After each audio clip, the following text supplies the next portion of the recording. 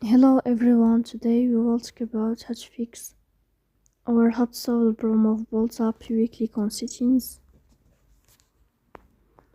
Here we click on apps, default apps, app settings. Then you will search about the application of Bolt and you will enter. Here we click on first stop and we click OK. Then you will enter to the window of storage.